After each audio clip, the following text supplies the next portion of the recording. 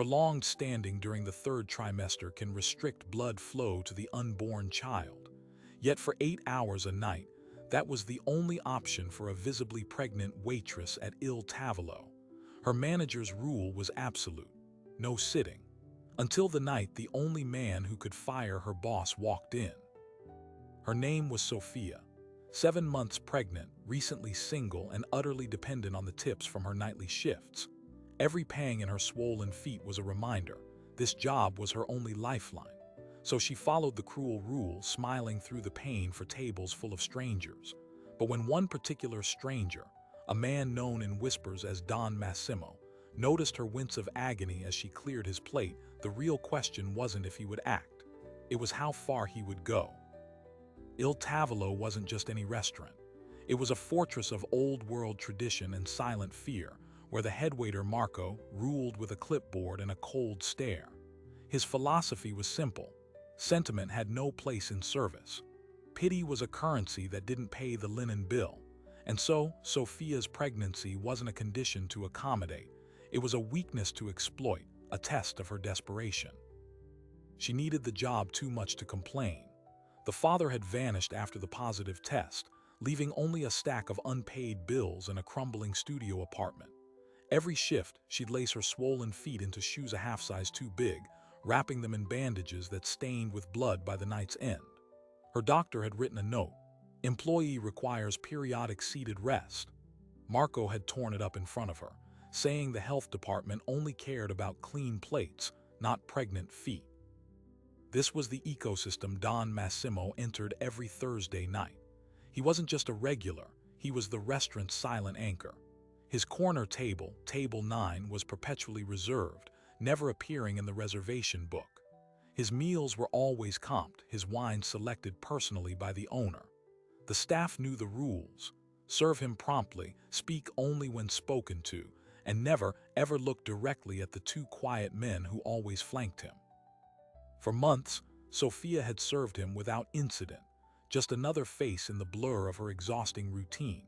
But on this particular Thursday, a new variable entered the equation: a sharp, tightening pain in her lower back that made her vision swim each time she lifted a tray. She was clearing the antipasti from Don Massimo's table when a contraction-like spasm locked her muscles. A plate slipped from her fingers, shattering on the marble floor. Silence fell over the dining room. Marco was at her side in an instant, his face a mask of cold fury. "Clumsiness comes out of your pay," he hissed, low enough for only her to hear. "Clean it up, now." As she knelt, her face flushed with shame and pain, struggling to gather the shards, Don Massimo finally spoke. His voice was calm, like stone grinding against stone. "The girl is unwell." Marco straightened up, his anger instantly replaced by obsequious concern for the guest. A momentary lapse, Don Massimo, "It won't happen again." But Don Massimo's dark eyes weren't on Marco. They were fixed on Sophia's trembling hands, the sheen of sweat on her forehead, the way she braced herself against the table to stand. "She should sit," he stated, not suggesting.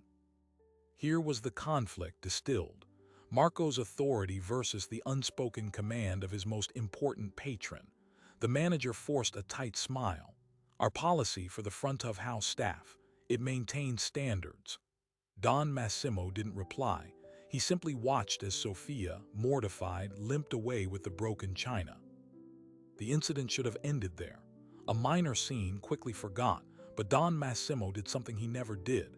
He called Sophia back to his table as she passed with a water pitcher. "How many months?" he asked, his gaze dropping briefly to her rounded belly.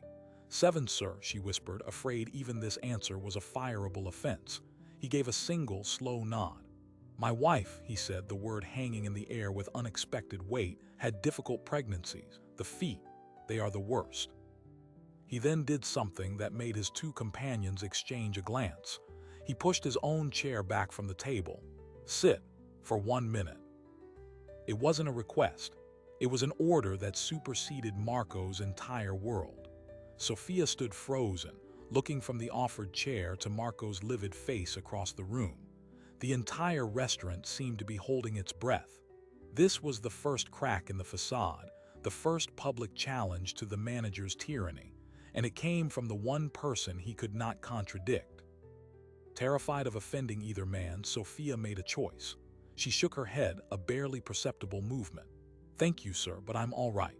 She hurried away, feeling Don Massimo's gaze bore into her back. For the rest of the night, Marco's vengeance was precise. He assigned her the largest, most demanding station, filled with a boisterous birthday party that ran her ragged. He docked her pay for the broken plate and for lagging service, he documented with times on his clipboard. Sophia left at 2 a.m., her feet so swollen she could only wear her shoes unlaced.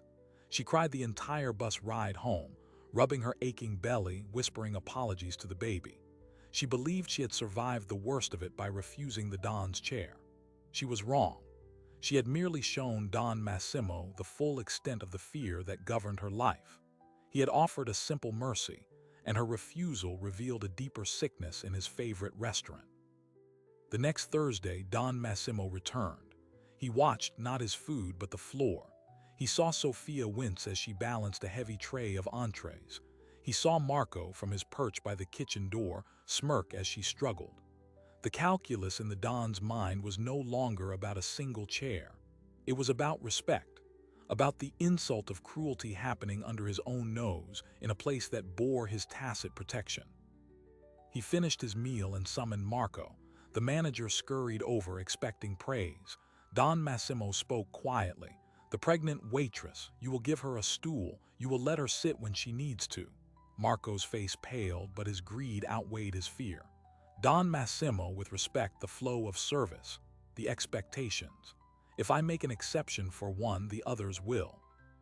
He never finished the sentence. Don Massimo raised his hand just an inch off the tablecloth. It was enough. "You misunderstand," the Don said, his voice dropping to a tone that chilled the air. "I am not negotiating your policy. I am telling you my requirement." He leaned forward, the final nail in the conversation. "Do you own this restaurant, Marco?" The manager stammered. I manage it for the ownership group, yes." "Then you have no power to change the rules," Don Massimo concluded, as if solving a simple equation. "I suggest you call your boss. Tell him Don Massimo has a proposition about a purchase." He placed his napkin on the table and stood, his two shadows coalescing behind him. He left without another word, leaving Marco standing alone in the suddenly cavernous dining room, realizing the ground had just fallen out from beneath his feet. The war for the soul of the restaurant had just been declared. And Marco, for all his petty power, was already on the losing side. Marco's call to ownership was a disaster. Arthur Finch, the principal investor, scoffed at the idea of selling his crown jewel to a known criminal. He ordered Marco to double down, to prove the restaurant didn't need a mobster's patronage. The very next shift, Marco made Sophia his example. He assigned her to polish every piece of silverware in the house, a task requiring her to stand at a stainless steel station for 4 hours straight. "Since you're so fond of Don Massimo's sympathy," he sneered, "let's see if his charity pays your rent." But Don Massimo's network was more intricate than the restaurant's reservation book. One of his men, posing as a health inspector that afternoon, had seen Sophia struggling at the polishing station. By 6 p.m., Don Massimo knew every detail. His response wasn't another visit. It was a financial siege. The following morning, Arthur Finch's accountant called in a panic. 3 of Il Tavolo's major vendors, the linen service, the wine importer, and the meat purveyor, had suddenly, politely terminated their contracts. They offered no explanation, only regret. Each was a business that, it was quietly known, operated under the Don's protection. Replacing them would be impossible on short notice. The upcoming weekend's reservations were fully booked. Then, the city's health department received an anonymous, meticulously detailed complaint about rodent droppings in the dry storage and an employee with a skin infection handling food. The described employee matched Marco perfectly. An inspection was scheduled for 48 hours later. The restaurant's reputation, its very license, was now on the line. Finch, finally sensing the scale of the forces arrayed against him, called a private number. Don Massimo answered on the first ring as if expecting it. The conversation was brief. Finch named an exorbitant price, triple the market value, a final act of defiance. Don Massimo agreed without hesitation. The transfer of funds was initiated before they hung up. The message was clear. This was no longer a negotiation. It was an acquisition. Sophia, meanwhile, was trapped in a bubble of dread. The atmosphere in the restaurant had curdled. Whispers about the failed inspection, the lost vendors, and the impending sale swirled around her. Marco, knowing his days were numbered, became vindictively precise in his cruelty. He scheduled her for closing shifts followed by opening shifts, a brutal clopen schedule designed to break her. She slept 4 hours a night, her body screaming in protest, terrified that any complaint would be the final excuse to fire her before the mysterious ownership change. The sale closed on a Tuesday. At 10 a.m., a fleet of black cars arrived. Don Massimo entered not as a guest but as an owner. He convened the entire staff in the dining room. The air was thick with fear. Marco stood at the front, attempting a smile that looked more like a grimace. Don Massimo ignored him, his gaze sweeping over the waiters, cooks, and dishwashers. "Effective immediately," he began, his voice filling the silent room, "there are new rules. The first is respect. You will respect each other, you will respect the work, and you will respect the customers." He paused, letting the words settle. Then he turned to Marco. "You have shown respect to none of these. You are terminated. Collect your things and leave the premises." The shock was palpable. Marco sputtered, "You can't, my contract." One of Don Massimo's men stepped forward, holding a manila folder. He removed a single sheet, a photocopy of the doctor's note Marco had torn up. "Destruction of a medical accommodation request," the man stated flatly. "That's a violation of federal law under the Pregnant Workers Fairness Act. We could sue you personally. Leaving quietly is a courtesy." Marco left, his face ashen. The staff stood in stunned silence. Then Don Massimo did the unexpected. He pulled out a chair from table 9 and placed it in the center of the room. He looked at Sophia. "Sit." This time it wasn't a test, it was a decree. She sat, her legs trembling with relief and shock. "From now on," Don Massimo announced to everyone, "any employee with a medical condition, pregnant or otherwise, gets the accommodation they need. If they need to sit, they sit. If they need a break, they take it. This is not a favor. This is the law, and in my restaurant we follow the law." He then outlined changes that seemed revolutionary to the exhausted staff. Guaranteed break schedules, a share of the service charge going directly to them, and a strict anti-harassment policy. To Sophia, he offered the day off with pay. She was too overwhelmed to speak, simply nodding her thanks as tears of relief streamed down her face. But the story doesn't end with a simple promotion and a happy ending. Don Massimo's world operates on balanced sheets of power, not just morality. The following week, Sophia returned to find her station changed. She was now the sole server for the private dining room, a plush, secluded space used for high-stakes meetings. Her first assignment: serve a lunch for Don Massimo and 3 associates. As she brought out the second course, she overheard a fragment of conversation. One of the men, with a heavy accent, was complaining about a local union organizer causing trouble at a construction site. Don Massimo listened, then said calmly, "The organizer has a daughter. She works at a bank downtown. Suggest to him that his daughter's safety is precious. He will understand the math." The words turned Sophia's blood to ice. This was the other side of the coin. The same man who protected her with ruthless efficiency used the same methods to crush others. He was not a hero. He was a predator with a code, and her safety was now entwined with his criminal ecosystem. Her suspicion was confirmed days later when a friendly busboy, Miguel, pulled her aside. "Sophia, you must be careful," he whispered in Spanish. "My cousin drives for the Don's company. He says the Don asked for your file, everything. Your address, your debt, the father of your baby. They know it all. This kindness, it is not free. You are now an investment." The terror returned, deeper and more complex than Marco's petty tyranny. She was caught in a gilded cage. She had her stool, her fair schedule, her protection from above. But the price was her freedom. She was now a visible symbol of Don Massimo's benevolence, a PR move in a world of violence, and a permanent fixture in his orbit. The final twist came on payday. Her check was correct, but attached was a handwritten note on heavy, cream-colored paper. It read, "A doctor's appointment has been scheduled for you tomorrow at 10 a.m. with a specialist in maternal-fetal medicine. A car will collect you. Your job is secure." It was signed with a single, looping M. It was the ultimate expression of his control, providing the care she desperately needed in a way that brooked no refusal. He wasn't just her boss.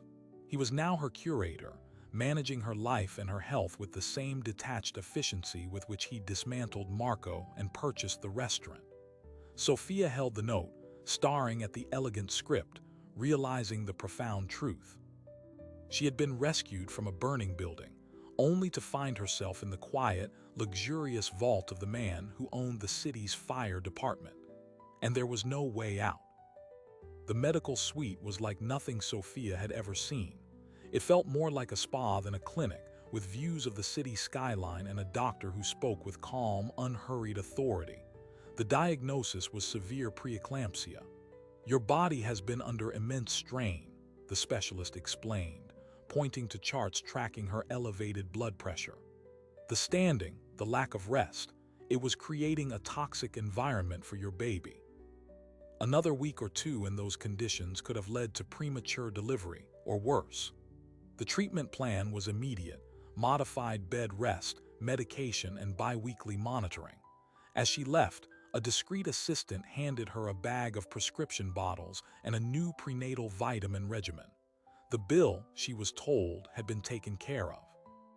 This act of salvation sealed her dependency. Returning to her tiny apartment, now paid for by an anonymous employee housing stipend, Sophia felt a gnawing terror beneath the relief. Every comfort, from the medical care to the guaranteed rent, was a link in a chain of obligation she could never repay with mere waitressing. Miguel the busboy was right. She was an investment, but for what? The answer began to crystallize a few days later. Don Massimo summoned her to the restaurant's now vacant office, Marco's old domain. He was reviewing invoices, but he pushed them aside when she entered. "The doctor's report was concerning," he stated. "You will work the lunch shift only, 3 days a week, the rest you rest." It was another decree. Before she could thank him, he continued, "There is another matter, the father of your child." Sophia's heart stopped. "What about him?" "He has been located," Don Massimo said, his expression unreadable. "Living in Nevada, he has a new family. He has no interest in involvement nor in financial responsibility." He slid a single sheet of paper across the desk. It was a legally binding waiver of paternal rights, already notarized with the man's signature at the bottom. "This eliminates a future complication for you," the Don explained. "And for me." The cold, efficient way he had severed this last tie to her old life was breathtaking. He had invaded the most private corner of her past, settled it without her consent, and presented it as a favor. The message was unambiguous. "I am now the architecture of your life. I handle things." The pressure of his watchful protection became a constant hum in her life.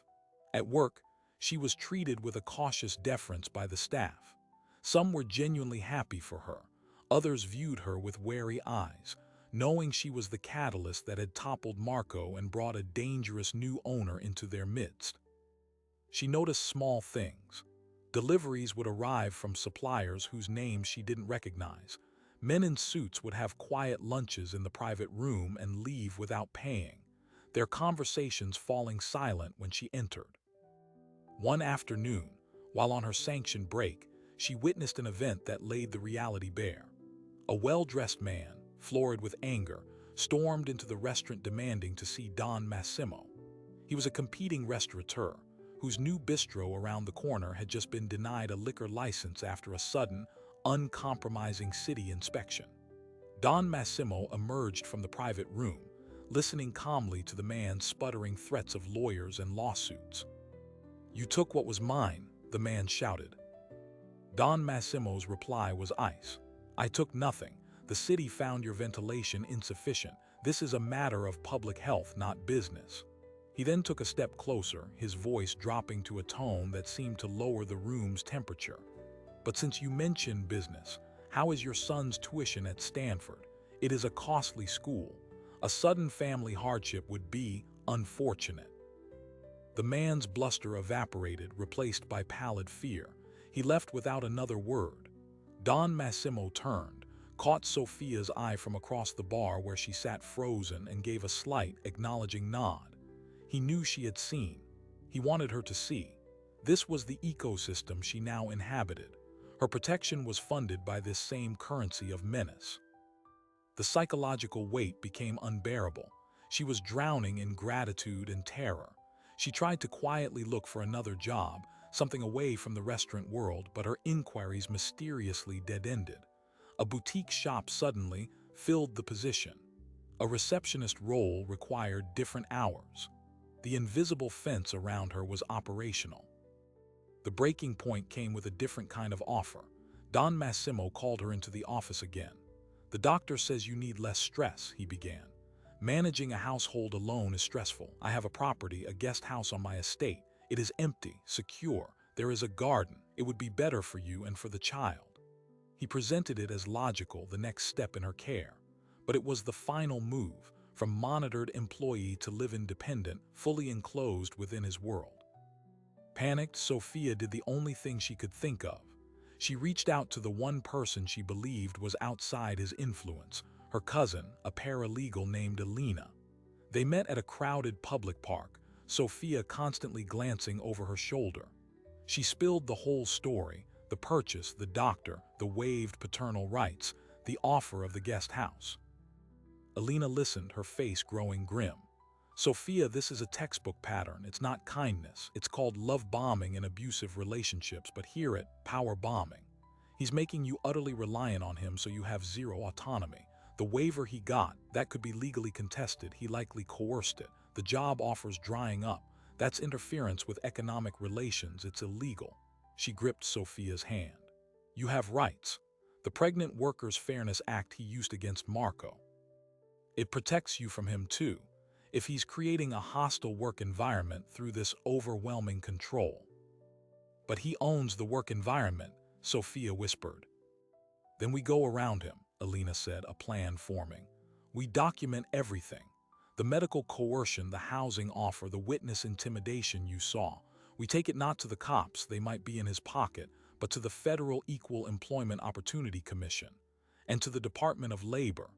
His legitimate business, the restaurant, is the vector for his manipulation. That's a federal workplace violation. It's a paper trail he can't intimidate away." It was a lifeline, but a terrifying one. Going to the feds meant declaring war on the man who held every aspect of her life in his hands. The risk was unthinkable: losing her home, her medical care, her job, and potentially putting herself and her unborn child in physical danger.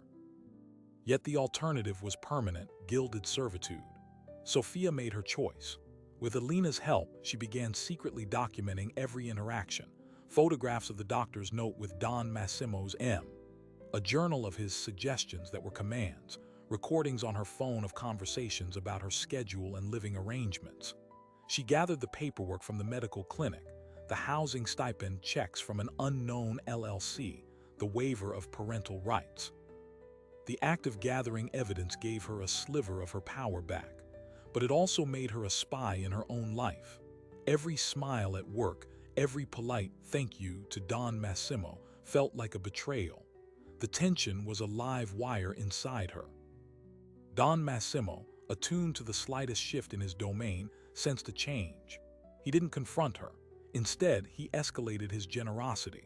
A lavish baby shower was announced for her at the restaurant, paid for by the staff fund. A college trust fund for the baby was drafted by his lawyer. Each gift was another brick in the wall around her, another layer of debt and guilt designed to smother her resistance. The collision course was set. Sophia, armed with her fragile file of evidence, and Don Massimo, armed with infinite resources and a belief that his control was ultimately for her benefit, were heading for an inevitable confrontation.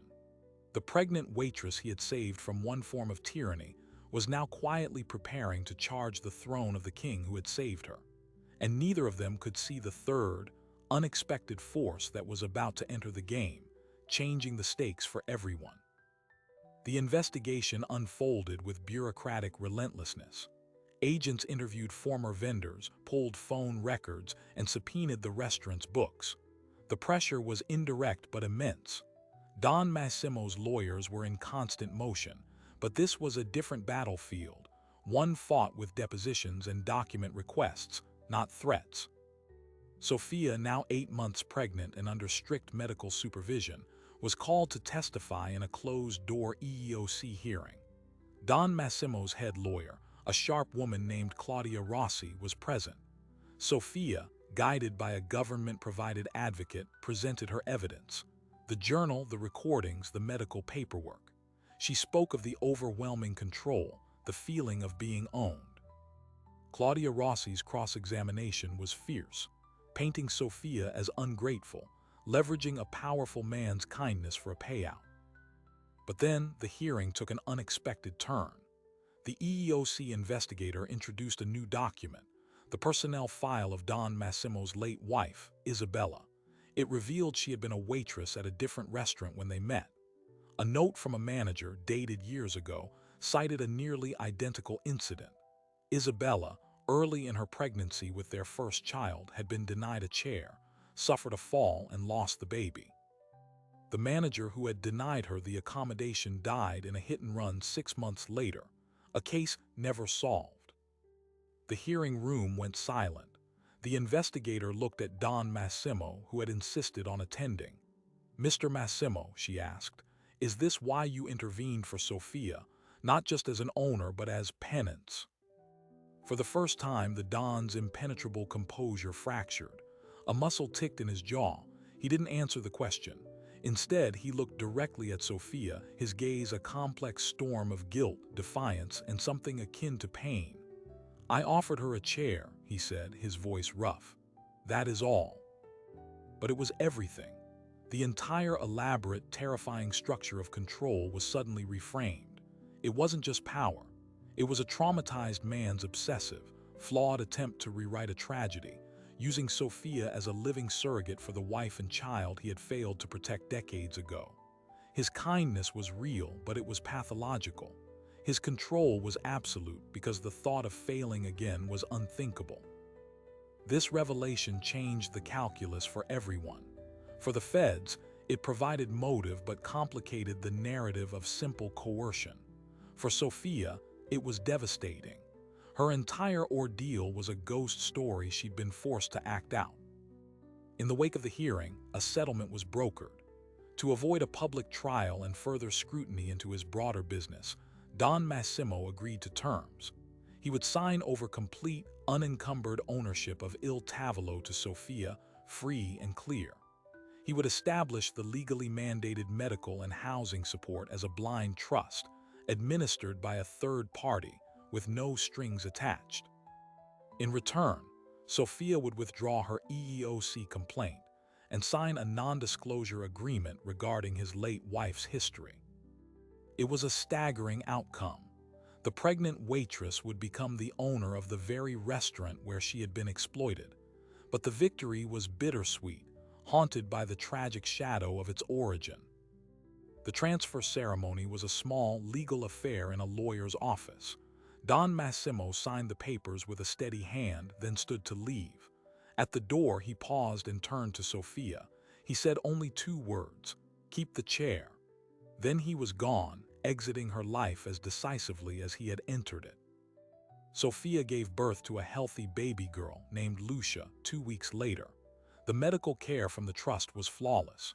Her first act as owner of Il Tavolo was to formally institute the policies Don Massimo had verbally decreed: mandated accommodations, fair break schedules, transparent tipping. She made Miguel the new manager. The restaurant flourished, becoming known not just for its food but for its ethical treatment of staff. But the final surprising detail emerged a year later. Sophia, going through old boxes in the office safe, found a sealed envelope with her name on it in Don Massimo's handwriting. Inside was a single key and a slip of paper with an address. It was a small, paid-off condo in a safe, quiet neighborhood, titled in her name. The note on the back read, "A mother should not worry about her landlord. This is not a debt. It is a correction. M." It was the ultimate paradox. His final act was one of pure, strings-free generosity, the kind he seemed incapable of when he was actively trying to control her life. Perhaps in letting go, he finally performed the truly selfless act he had always been striving for. Sophia and her daughter thrived. The restaurant became a symbol of resilience. Don Massimo's empire continued, but he never set foot in Il Tavolo again. The story ends not with a villain vanquished, but with a cycle of trauma interrupted, and a strange, painful form of justice served. The pregnant waitress who was given a chair ended up owning the entire restaurant, but the price was understanding that her salvation was someone else's haunted attempt at atonement. And in that complicated truth, she found the strength to build a future that was truly, finally, her own. Sophia's story forces us to ask uncomfortable questions about the nature of justice itself. Does it only arrive when it serves someone else's agenda? Can a righteous outcome be built on a foundation of fear and coercion and still be considered good? The law, in the form of the Pregnant Workers Fairness Act, was the tool used here, but it was wielded not by a court, but by a man who operates outside of it. He used federal statute as both a weapon against Marco and a shield for his own actions, blurring the lines between enforcer and criminal. This reveals a dark truth about our systems. They often fail the most vulnerable until their plight intersects with the interest of someone powerful. Sophia was invisible until Don Massimo decided to see her. Her pain was medically documented, but ignored until it became a point of honor for a man obsessed with correcting a ghost. We're left to wonder how many other Sophias never have their suffering noticed by someone with the means and the twisted motive to intervene. Yet there is a profound lesson in the aftermath. Sophia didn't use her ownership to become a new tyrant. She institutionalized the kindness that was first offered to her as a calculated move. She turned a personal, haunted rescue into a professional, sustainable policy. In doing so, she purified the intent. The chair is no longer a symbol of one man's guilt, but a guarantee for every employee. That might be the most subversive ending of all. A system built by a criminal was ultimately reformed by its beneficiary into something legitimate and fair. The story of the pregnant waitress and the mafia boss is ultimately about the transfer of agency. It moved from Marco, who had none to give, to Don Massimo, who hoarded it, and finally to Sophia, who earned it through unimaginable pressure and used it to build something real. Her power is no longer borrowed or granted or protected. It is owned. And that is a different kind of strength altogether. It reminds us that the world is not split between heroes and villains, but is instead a tangled web of motive, trauma, and unexpected redemption. Sometimes, rescue comes from the last place you'd ever look, and freedom is won not by escaping a gilded cage, but by learning how to turn the key yourself. If you found yourself questioning who to root for in this complex tale of power and mercy, you're not alone. That's what the best stories do. They challenge our easy judgments. For more deep dives into the gray areas of history, justice, and the human condition, make sure to subscribe. The truth is rarely simple, but it's always worth uncovering.